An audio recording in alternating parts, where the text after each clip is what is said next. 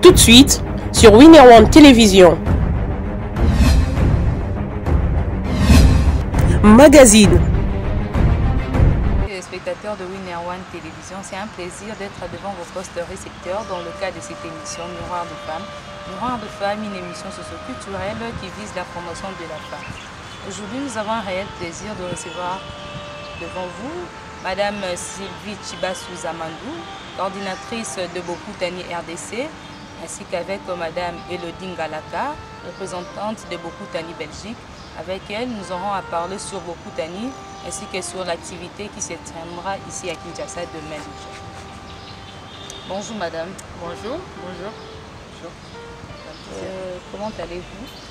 Écoutez, nous allons bien. Dieu fait grâce, comme on dit, nous allons bien. Et nous sommes contents d'être là avec vous pour cette émission. Le plaisir est partagé. Madame Galaka, bonjour. Bonjour, bonjour à vous et bonjour à tous ceux qui nous regarderont et qui nous écouteront. Avant d'entrer dans le but de cette émission, je demanderai à Madame Sylvie Chibassou de se présenter pour faciliter la compréhension de nos téléspectateurs qui nous suivent. Bien, voilà. Je m'appelle Sylvie Chibassou, épouse Zamandou. Je suis mère, 4 enfants, mariée, 4 enfants. Et je suis éducatrice de formation, c'est ma profession, et je suis consultante en éducation conseillère d'orientation. Voilà. Et puis je suis une passionnée de la littérature. Je suis professeure de français et de littérature française. Ça c'est ma profession. Ma passion c'est la lecture, la littérature. Les jeunes font partie de ma passion aussi. Parce que tout ce qui concerne les jeunes me concerne. Parce que je pense que c'est la jeunesse est belle, la jeunesse elle est vivante, elle est pleine d'idées, elle amène beaucoup d'innovation et que quand on est autour de la jeunesse, ben on reste jeune et voilà, l'avenir est beau quand on les regarde. Alors voilà, ça c'est moi, je suis aussi dans une association qui s'appelle Bokutani. Et dans l'association Bokutani, notre mission, c'est de faire lire, connaître la littérature congolaise. De faire lire congolais, de faire lire en général d'abord, et puis de faire lire africain, mais spécifiquement congolais. Faire découvrir les écrivaines congolais enfin, que les Congolais puissent savoir qu'on écrit beaucoup, on écrit bien et qu'il faut lire congolais. C'est ça. Merci Madame Sylvie pour cette présentation. Parlez-nous un peu de la petite histoire. Qu'est-ce qui vous a poussé à créer cette association de Bokutani? Alors Bokutani, c'est une association qui a pris naissance dans la diaspora congolaise et nous, c'est pas faire écho, mais on a continué parce que quand même, comme le but est de promouvoir la littérature congolaise et surtout encourager les jeunes écrivains congolais, bien c'est normal que l'association se soit aussi développée ici. Donc on travaille en symbiose entre Bokutani Europe, on est à Bruxelles, on est en Belgique, on est en Angleterre, je pense on est en France. Oui, on a des partenaires en France aussi. Et donc voilà. Et comment est-ce que j'y suis arrivée? Moi j'ai voyagé beaucoup, dans beaucoup de pays anglophones, mais j'ai toujours beaucoup aimé lire, étant née quand même dans un pays francophone. Et quand je suis revenue au Congo, et que j'ai eu la chance d'être introduite dans le groupe, introduite dans le groupe Bokutani par Madame Galaka d'ailleurs, et j'étais vraiment heureuse de pouvoir lire en français et en plus, parce que je dis en français parce que je suis dans des pays anglophones et enseignant dans des écoles anglophones aussi, des écoles internationales. c'était important pour moi de me reconnecter avec la littérature française, étant aussi professeur de littérature et de français. Et donc voilà, j'ai pu découvrir nos auteurs et ça c'est le plus grand plaisir. Parce que ce sont nos contemporains. Hein. Quand on a lu des auteurs de différents pays, on a lu des grands auteurs, Victor Hugo, Rabelais, etc. Nous, on a des contemporains qui écrivent et qui écrivent bien. On a des aînés qui ont écrit, beaucoup qu'on a perdu dernièrement, beaucoup, énormément malheureusement. Mais voilà, et donc j'étais intéressée. Et puis, ce qui m'a intéressée encore plus, c'était le fait que Boukoutani voulait promouvoir le travail des jeunes écrivains congolais. Ça, c'était pour moi le plus grand bonheur, absolument. Parce que moi, je travaille avec les jeunes en étant enseignante, mais en plus de ça, dans mon domaine qui est le français et la littérature. Donc, c'était vraiment le cadeau du ciel. Et puis, ils font un travail, Boukoutani fait un travail fantastique pour faire découvrir la littérature congolaise en Europe, aux États-Unis, puisqu'on a aussi des membres qui sont là-bas. Et voilà, et donc c'est ça qui m'a intéressée et je suis rentrée dedans pieds, mains et tête et tout. Donc voilà. Et alors moi j'ai commencé dans Boukoutani l'année passée, au mois d'avril. Hein, je suis assez nouvelle par rapport à Madame Ngalaka qui est déjà depuis un bout de temps là. Et puis voilà. Ça c'est, je ne sais pas si j'ai répondu à votre question. Je vous signale qu'on n'est pas seulement avec Madame Sylvie Chibassou. Je l'ai dit au départ, nous sommes aussi avec Madame Ngalaka. Et je vais donner la parole de nous parler brièvement de Boukoutani de la Belgique. Bonjour et merci de me donner donc cette parole. Effectivement, donc je suis Elodie Ngalaka, mais je suis aussi la belle-sœur de Madame Sylvie ici. Donc mon nom d'épouse est Chibassou, voilà. Et mon nom de jeune fille est Giskes. Mais j'ai décidé depuis 2 ans, plus ou moins, de prendre un nom d'artiste parce que j'écris de la poésie et j'ai commencé à déclamer aussi cette poésie. Et donc je voulais donc faire tout par rapport à ça, devenir vraiment cette personne qui déclame, qui écrit, et voilà, et ajouter tout ça à mes autres identités. Et c'était plus facile alors d'être reconnue avec un seul nom, Elodie Ngalaka, pour qu'il n'y ait pas de confusion chez les personnes. Mais je suis toujours celle que j'ai été avant, même si j'ai changé de nom. Alors Boukoutani Europe, comme nous a dit Madame Sylvie, elle est rentrée l'année passée, donc en 2021.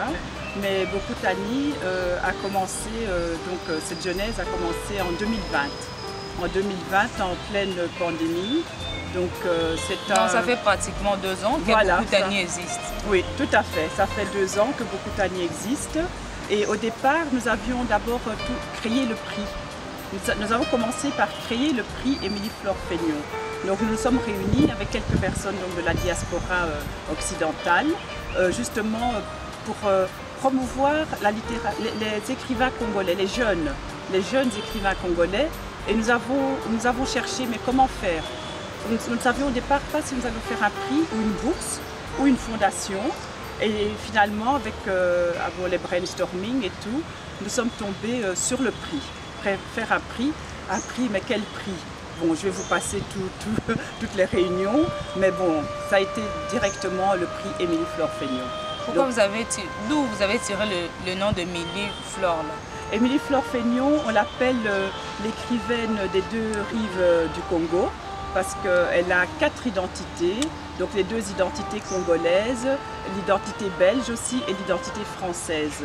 Et donc, c'est une écrivaine qui, dès le départ, a toujours voulu, s'est battue pour la transmission aux jeunes. Et donc, c'est ce qu'on voulait aussi, pour que, quand on transmet aux jeunes, on leur transmet un savoir, mais pour cela, il faut aussi pouvoir les mettre en avant, les soutenir dans leurs difficultés. Et donc comme nous, c'est ce que nous voulions, soutenir les écrivains congolais. Donc le nom d'Émilie Flore-Fénion était vraiment tout était là, malgré que les prix sont souvent donnés à des personnes qui sont déjà passées de l'autre côté. Mais quelques prix sont donnés à des personnes vivantes, très peu. Et nous avons décidé donc de faire cette exception-là, de nommer ce prix pour Émilie Flore-Fénion. Voilà. Je voudrais rajouter, peut-être rajouter quelque chose à propos de Madame Émilie Flore-Fénion. C'est une passionnée. Oui. Et c'est une personne, elle est née en 1948, mais elle est jeune. Elle est jeune d'esprit, elle aime la jeunesse. Elle aime absolument. Oui, et bien en vie, et formidable. Elle est formidable, c'est une femme formidable. Et je crois que c'était une belle façon de récompenser son travail. Et justement, Madame Elodie Galaga disait tout à l'heure, elle est des deux rives parce que son père et un papa qui était français et une maman qui était congolaise de Brazzaville. Ça, du côté de la grand-mère, le papa était belge et la maman était congolaise de Kinshasa. Et donc elle est vraiment des deux et elle se définit comme ça. Et elle écrit merveilleusement bien. Et comme disait Madame Elodie tout à l'heure, c'est important de pouvoir reconnaître les gens quand ils sont vivants. Il ne faut pas toujours attendre que les gens soient morts pour les honorer. Et donc ça c'était un titre posthume. Exactement. Et elle mérite vraiment ça. Et ben voilà, c'est une belle personne. Et les jeunes écrivains, ils la méritent aussi. Ils méritent une personne de cette envergure. Exactement. Donc ils méritent quelqu'un comme ça. Et bon, le prix, vous parlez du prix, le prix Émilie Flore-Fénion, c'est un prix où on remet, c'est-à-dire il y a un comité de lecture. Donc moi par exemple ici je suis rentrée dans le comité de lecture que j'ai trouvé déjà, et notre présidente du comité de lecture c'est Madame Elisabeth Mouyatolande qui est une grande écrivaine aussi, bien de chez nous, aussi du Congo Kinshasa. Absolument. Ce serait difficile de ne pas entendre parler de Madame Elisabeth. Qui a été honorée par la première dame d'ailleurs, il n'y a pas tellement longtemps, je crois que c'était l'année dernière. Ouais. Et voilà, donc je suis rentrée dans le comité de lecture, un grand plaisir parce que j'aime lire. Et j'ai vraiment découvert le talent de nos jeunes écrivains. Alors on parle des jeunes écrivains parce que c'est difficile d'éditer. Écrire c'est une chose, mais éditer c'est extrêmement difficile. Et donc le prix Émilie Flore-Fénion vient pour aider. Elle a écrit depuis longtemps, elle s'est battue beaucoup, hein, et ses livres racontent beaucoup ça. Je vous conseille vraiment de lire ces livres. Et là, le prix, c'est une remise pour le lauréat, donc le prix Émilie Flore-Fénion, le lauréat, c'est quand même un montant de 1000 $. Un montant de 1000 $, non seulement pour le soutenir, mais aussi pour tout ce qu'il a dû faire lui-même. Ouais. Parce que faire publier un livre, c'est beaucoup de souffrance, non seulement physique, mais aussi financière. Ouais. Et donc souvent les jeunes écrivains, bon, ils n'ont pas beaucoup de moyens, et il y en a qui n'ont peut-être pas aussi encore un travail bien défini, d'autres oui. Et c'est vraiment, on voulait dès le départ donner quand même un montant. Et ce montant, d'une année à l'autre, il va peut-être être donné. Madame Elodie, dites-nous un peu, le trophée, ça se fait chaque année? Non, c'est tous les 2 ans. Le trophée, c'est tous les 2 ans. Mais là, je voulais signaler que, pour que les gens le sachent bien, le montant de 1000 $, peut-être une année, il va être donné à un tout jeune, puisque c'est de 18 à 35 ans, à un tout jeune qui débute et qui vraiment, comme on dit, cet argent-là, il en a vraiment besoin. Comme il pourra être donné à peut-être un écrivain de 35 ans qui a peut-être déjà écrit plusieurs livres, mais c'est aussi une récompense pour lui. Une façon de le motiver. De le motiver à continuer, parce que lui aussi va être un exemple pour tous ceux qui seront au tout début. Absolument. Donc voilà, c'est vraiment, vraiment mérité ce montant de 1000 $ qu'on voulait. Vraiment, on ne voulait pas donner 100, 200, 300 et peut-être partager avec d'autres, non. On voulait que le lauréat, que ce soit vraiment conséquent. Ouais. On connaît tous les difficultés que les écrivains congolais ont ici, mais ce que je peux ajouter, c'est que les écrivains congolais de la diaspora ont ces mêmes difficultés. Absolument. Parce que j'ai remarqué que dans la pensée de plusieurs Congolais qui résident ici, ils ont l'impression que les écrivains congolais qui sont dans la diaspora, bah, eux, ils nagent dans l'argent. Mais c'est pas ça du tout. Ils doivent se battre aussi et tout. Et c'est pour ça que le prix, il est pour les Congolais d'ici et d'ailleurs. Nous n'avons pas voulu faire de différence. Parce que les Congolais qui sont ailleurs ont aussi beaucoup de difficultés. Donc le prix, c'est 1 000 $ en Europe et ici à Kinshasa aussi 1 000 $. C'est 1 000 $ et voilà. Donc c'est 1 000 $ pour cette somme reste 1 000 $. Donc ici évidemment si elle est donnée en francs congolais, elle est convertie en francs congolais. En Europe, c'est convertie en euros, mais toujours par rapport à cette somme initiale de 1 000 $. Madame Elodie, avant de chuter avec vous, dites-nous un peu comment s'est passée l'activité de Bokutani là-bas en Europe. Parce qu'en Europe ça s'est déjà passé ou ça sera toujours le même samedi. Dites-nous un peu. Disons que dès le départ, on a voulu que Bokutani soit en Europe et à Kinshasa. Donc c'est pour ça que nous avons cherché un coordinateur ou une coordinatrice locale. Et bon, on a pris un peu de temps pour la trouver.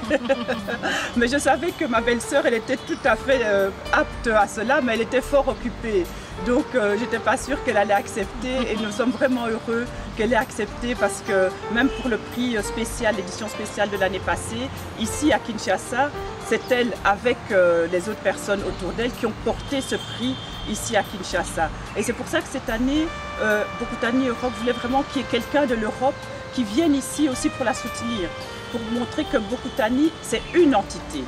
Bokutani c'est une entité, mais pas séparée, mais divisée avec l'entité Europe, qui s'harmonise avec l'entité RDC. Oui. Voilà, c'est vraiment... Parce qu'il y a des Congolais à la diaspora qui écrivent. Voilà. Mais effectivement, chaque entité a ses spécificités.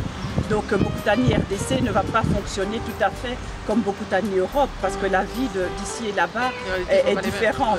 Déjà ici, je peux le dire qu'à Kinshasa, on aime beaucoup plus que les choses soient quand même faites avec faste. Donc on doit tenir compte aussi de la manière de vivre, pas comportements, mais je veux dire des habitudes des personnes du pays. On doit les respecter, on doit se respecter les uns les autres. Bokutani Europe respecte Bokutani RDC et vice-versa. Donc j'aimerais un peu savoir, Madame Elodie, dites-nous, est-ce que comme ici à Kinshasa, l'activité du prix de flore, ça sera demain samedi, je l'ai signé déjà, demain samedi le 1er octobre à l'hôtel de ville à 16h30. Et du côté Europe, comment ça se prépare? Ça sera toujours à la même heure ou ça sera toujours le même jour? C'est un peu de nous. Oui, donc le jour, on définit le jour ensemble. Dès qu'était finie l'édition spéciale de l'année passée, on s'est réunis pour voir à quelle date allons-nous faire l'édition de cette année. Mais de toute façon, ça sera toujours le même jour entre Kinshasa et Europe et aux mêmes heures. On se coordonne parce que l'annonce du prix, on ne veut pas qu'elle soit dévoilée avant chez les uns et les autres. Donc l'annonce se fait au même moment pour que aussi le lauréat et ceux qui, le public, jusqu'au bout, voilà, le lauréat n'est pas connu, mais l'annonce est faite en même temps à Kinshasa et à Bruxelles. Voilà. Et je rajouterais justement, c'est fait en même temps et on est en duplex. Quand la connexion nous le permet. La dernière fois, ça s'est fait un tout petit décalage, mais on a quand même pu vous voir, vous avez pu nous voir. Mais en plus de ça, parce qu'on ne sait pas, on lit un certain nombre de livres que l'on lit, on les évalue, on les analyse, on les évalue. Et puis il y a un lauréat qui se détache des autres. Mais on ne sait pas, par exemple, si le lauréat sera ici à Kinshasa, ou bien si le lauréat sera en Europe. Parce que là n'est pas, c'est pas ce qu'on recherche. Ce qu'on recherche, Et donc ça doit se faire en même temps et l'annonce se fait en même temps quand vous allez le découvrir demain. Il y a une chose importante que je voudrais ajouter. Si je me permets, donc en tant que directrice du prix Émilie Flore Fénion, j'aimerais ajouter qu'il y a effectivement un lauréat qui sera détaché. Mais nous sommes là pour soutenir tous les écrivains. Absolument, très important. Donc tous les écrivains, nous avons 10 qui ont été sélectionnés. Et pour nous, Bokutani, tous ces écrivains sont déjà gagnants. Ils sont déjà gagnants parce que les mettre en avant, les mettre en lumière, eh bien pour quelqu'un qui écrit, c'est ça.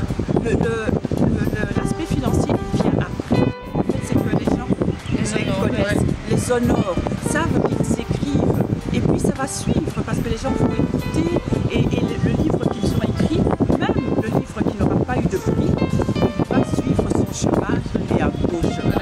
Voilà, et ça vraiment, il faut le signaler. Les 10 finalistes, ils sont tous gagnants. Voilà. Madame Mélodie, avant de clore avec vous, dites un mot de la fin, de votre part, à tous les écrivains qui nous suivent ici de Kinshasa. Dites un mot dans le genre de motiver, parce que la littérature dans notre pays est un peu négligée. Il y a beaucoup de gens qui veulent s'élancer dans la littérature, mais en voyant les conditions de ces pratiquants, ils sont un peu démotivés. Vous, en tant que l'une de coordinatrice de Bokutani, essayez un peu de dire un mot à tous les écrivains qui nous suivent de partout dans le monde. Alors, moi, ce que je dirais aux écrivains, surtout aux jeunes écrivains, n'abandonnez pas. N'abandonnez pas. Si vous voulez écrire, écrivez. En général, on doit prendre un métier à part pour pouvoir quand même vivre décemment. Mais n'abandonnez jamais votre écriture. Et je le dis consciemment parce que moi, j'écris depuis que je suis adolescente. Et c'est seulement maintenant, à l'âge de 60 ans, que je fais publier mon premier ouvrage. Donc moi, je veux vous encourager à ne pas faire comme moi. Donc allez de l'avant, mais faites respecter votre œuvre. Faites respecter votre œuvre, qu'elle soit éditée dans de bonnes conditions. Faites relire votre œuvre, que l'orthographe soit bonne, que de toute façon vous écrivez de votre façon, chaque écrivain a son style et c'est ça qui fait vraiment sa caractéristique. Mais l'orthographe, tout ça c'est aussi important. Donc exigez de votre maison d'édition qu'il fasse corriger, qu'il fasse relire votre travail s'il le faut, que votre œuvre soit vraiment bien éditée. Mais n'abandonnez pas, n'abandonnez jamais votre passion. Moi je ne l'ai pas abandonnée et je suis contente de ça. Donc n'abandonnez pas. Il y a des personnes pour vous soutenir. Oui. Si elles ne se présentent pas à vous, allez vers elles. N'hésitez pas. Il y a beaucoup de personnes pour vous soutenir. Ne restez pas chez vous à vous lamenter que votre livre ne va pas être publié, etc. Non, bougez. Votre livre en vaut la peine. C'est ça que je veux leur dire. Voilà, merci Madame Elodie pour votre mot. Et Madame Chibassou, Madame Sylvie, dites-nous un peu, ça fait très longtemps que vous êtes dans la littérature, quelle lecture faites-vous sur la place de la femme dans la littérature congolaise? Est-ce que la femme a-t-elle une place? Ah oui, la femme a une place et la femme a énormément de choses à dire. Énormément de choses à dire. Et la femme écrit, hein. On écrit depuis longtemps, il y a moi Kanza qui a écrit depuis très longtemps. Et il y a un superbe livre qui parle des femmes écrivaines congolaises. Et on doit en parler de plus en plus. Dans le 6 mars dernier, nous avons fait, Bokutani a organisé une rencontre avec les femmes auteurs. Ou femmes autrices. Et ce qui est important comme notre objectif, c'est de faire lire. Alors, il y avait des écrivaines qui étaient un peu plus âgées, des aînés et des plus jeunes. Et elles ont lu les livres les unes des autres. Et chacune choisissait le livre qu'elle voulait commenter. Et puis il y a eu une discussion sur justement l'impact de l'écrit de la femme congolaise. Est-ce que ça a impacté? Comment est-ce que ça a impacté la société congolaise? Et aussi, pourquoi est-ce qu'on écrit? Pourquoi est-ce qu'elles écrivent? Et c'était aussi, est-ce qu'elles ont vu un impact, justement, parce qu'elles ont une raison pour laquelle elles ont écrit, elles ont vu un impact. Bien sûr qu'il y a un impact. Un impact grand. On a des grandes écrivaines et on a des jeunes qui écrivent bien et beaucoup. Vous viendrez demain, nous l'espérons, et vous allez voir. Absolument, absolument. La femme, moi je suis une activiste et je ne suis pas une féministe parce que ça comporte beaucoup trop d'images qui ne me collent pas spécialement, mais je suis une activiste et la femme en général et la femme congolaise en particulier me tient beaucoup à cœur. Depuis que je suis à l'université. Oui, je le confirme, je la connaissais déjà. Je suis à l'université, voilà. J'ai fait du théâtre, j'ai fait plein de choses. Et la femme a toujours été un sujet important. On vit avec les hommes, on est des êtres entiers, à part entière. Voilà. Et donc voilà, la littérature de la femme congolaise, elle est là, elle est bien présente. Ça, c'est aussi dans ce que l'on fait. Par exemple, le 6 mars, on a fait découvrir ça et on va continuer, pas seulement au mois de mars. Donc c'est quelque chose qui nous tient à cœur. Il faut multiplier les activités. Absolument, mais et justement pour dire, ce que nous faisons dans Bukutani, on le fait, on est une association de fait. On n'est pas encore, je dis on n'est pas encore enregistré parce que je pense que c'est quelque chose qui devrait se faire et qui va se faire. Mais on fonctionne avec nos poches. Ce qu'on fait, on le fait avec nos contributions. C'est pour ça que justement vous avez et tout notre cœur. La passion est là, c'est pour ça qu'on fait ça. Et on fait pour aider les jeunes écrivains et écrivaines, oui, congolais. Et on veut qu'ils écrivent, qu'ils donnent à lire, à relire. Les aînés sont là, qu'ils puissent critiquer. Parce que j'ai souvent l'impression que le jeune en général, mais le jeune congolais n'aime pas trop la critique. Mais la critique est une bonne chose. Quelle que soit la critique, c'est une bonne chose. Parce que ça vous oblige à vous repenser. À vous repenser. Ben, quand on vous critique, même si c'est pas, ça vous fait un peu mal, il faut réfléchir dessus. C'est peut-être pas ce que vous avez fait, mais c'est la façon dont les gens l'ont reçu ou vu. Et donc on travaille là-dessus. Et c'est une belle chose. La femme écrit, elle doit continuer à écrire. La femme n'écrit pas assez. Ou quand la femme écrit, elle ne se raconte pas. Elle raconte l'histoire de quelqu'un d'autre. Elle devrait se raconter. Oser dire. Et il y a des femmes qui ont fait. Parce que ça libère. Le livre libère. Quand on lit son histoire, on lit des choses qu'on a vécues, on lit ce que les autres personnes ont vécu, on apprend, on s'éduque et on voyage avec le livre. Hein? On lit un livre, quelqu'un qui parle d'une histoire en Chine, on apprend la culture chinoise, la culture japonaise, la culture mexicaine, la culture française. Ainsi qu'il y a d'autres pays. Absolument, la culture sud-africaine, la zimbabwéenne, on apprend énormément en nigériane. On apprend énormément, donc il faut écrire, il faut lire. La femme congolaise doit écrire plus et oser dire. Madame Sylvie Chibassou, dans cette même logique, dites-nous un peu quelles sont les difficultés majeures que les écrivains ici rencontrent les mêmes difficultés que les écrivains ailleurs, en Europe ou ailleurs. Mais quand même, il y a dans la société une certaine organisation déjà qui facilite certaines choses. Ici, on se bat à tous les points de vue. Hein? On se bat à tous les points de vue pour pouvoir s'asseoir quelque part pour écrire, pour pouvoir avoir le Wi-Fi, pour pouvoir avoir... Parce que quand on écrit, on doit s'éduquer. On a quelque chose à dire, mais on doit s'éduquer. On doit apprendre. Si je veux écrire sur ce qui se passe, le phénomène Kuluna, on m'a posé la question dans une émission, un journal télévisé il y a quelques jours, et pour parler du phénomène Kuluna. Mais le phénomène Kuluna, c'est un phénomène de pauvreté, oui, mais c'est d'ignorance aussi.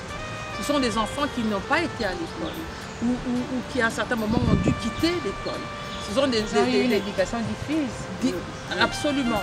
Et le tissu familial est important. Or, ce sont des enfants qui souvent sont dans le cadre où la famille est éclatée. Où il n'y a pas le soutien familial, il n'y a pas le tissu social n'est pas là. Avant, on vivait maman pouvait être là, papa pouvait être là, mais sinon la grand-mère était là, les tantes étaient là, les oncles étaient là. Il y avait quand même une certaine cohésion familiale qui est devenue très difficile parce que tout le monde sort pour aller chercher. Tout le monde a des difficultés. Alors même maintenant, quand on parle, vous avez dit quelque chose de très important, quand on parle de la culture et de l'art, on n'entend pas souvent la littérature. Et pourtant, c'est la culture, c'est la base. Et puis, c'est de l'art. Alors, on parlait tout à l'heure des coquilles, des fautes, etc. On ne demande pas à un écrivain d'être expert en grammaire. C'est pas ce qu'on lui demande. On lui demande d'être créatif, de sortir l'essence de ce qu'il ressent, de ce qu'il a vécu. On lui demande de se raconter parce que quand il se raconte, il libère les autres. Il informe, il éduque les autres. Quand on lit, on s'éduque. Comme je disais, on voyage. Donc, quelque part, on a des idées. Au lieu d'aller attaquer les gens, mais quand on arrive à lire, on se rend compte qu'il y a des choses que l'on peut faire auxquelles on n'avait pas pensé.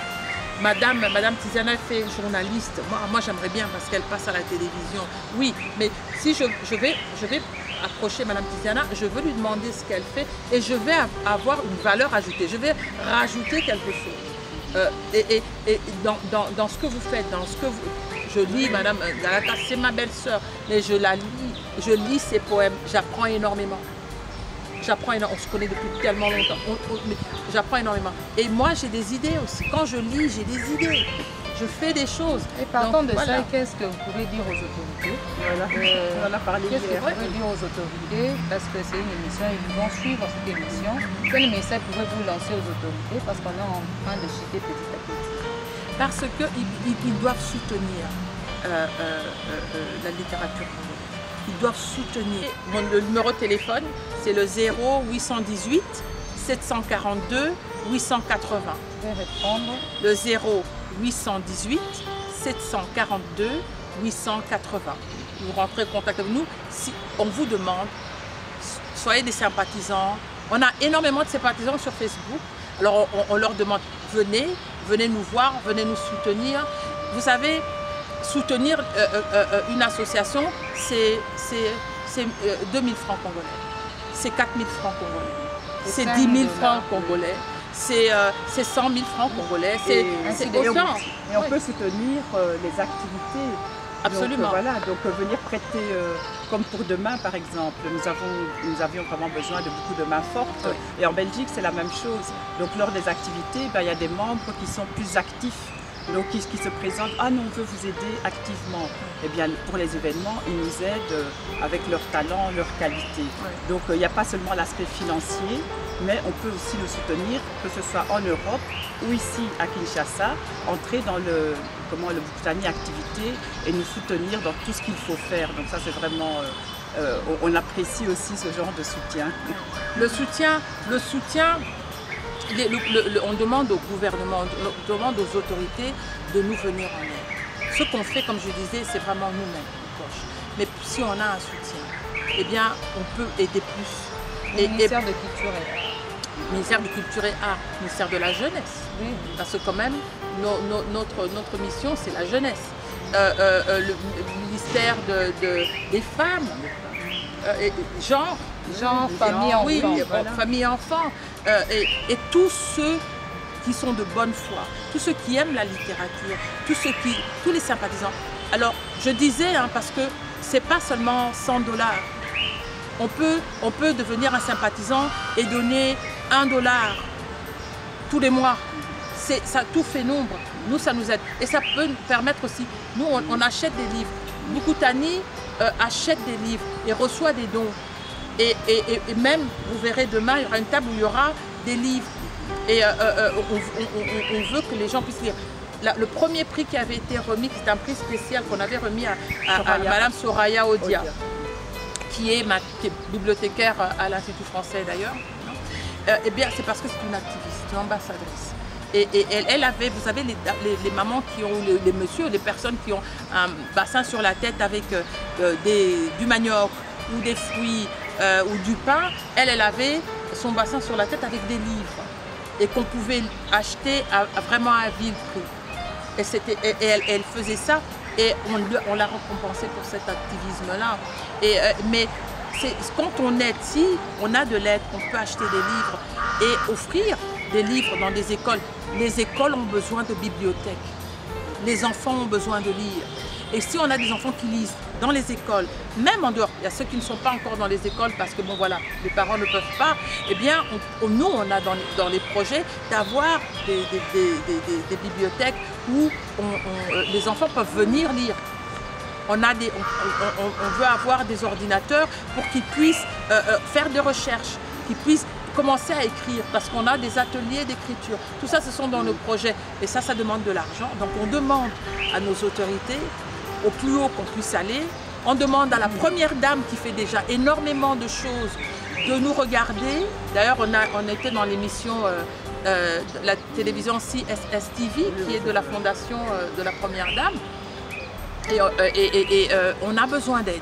On a besoin que vous venez nous aider parce qu'on veut contribuer. Il y a des choses qui sont faites, plus de personnes, plus on est, à faire la même chose, plus d'enfants on va pouvoir impacter, toucher.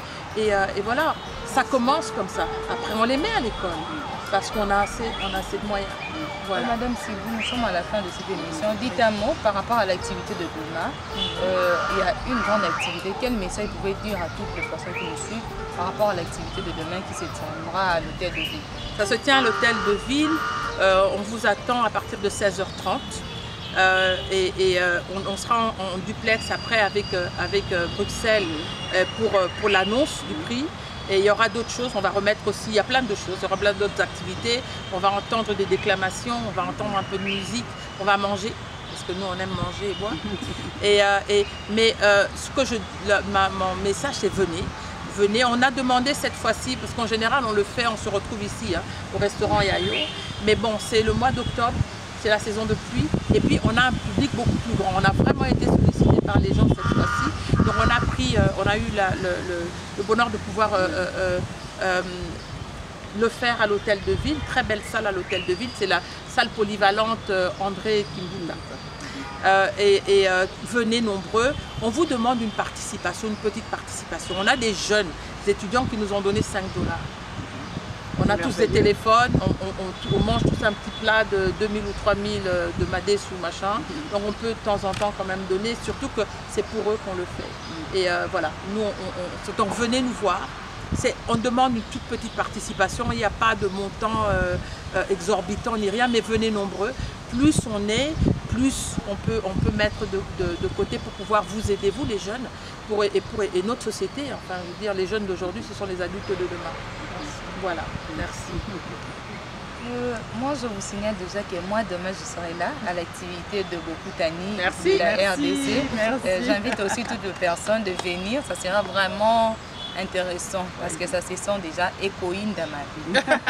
Merci beaucoup. D'accord. Nous sommes arrivés à la fin de cette émission Miroir de femmes d'aujourd'hui qui a reçu Madame Sylvie Chibassou, coordinatrice de Bokutani RDC, ainsi que Madame Elodie Ngalaka, coordinatrice de Bokutani Europe, avec qui nous avons eu à parler en long et en large de Bokutani, ainsi que de l'activité qui se tiendra demain ici à Kinshasa et en Europe aussi, précisément à Bruxelles.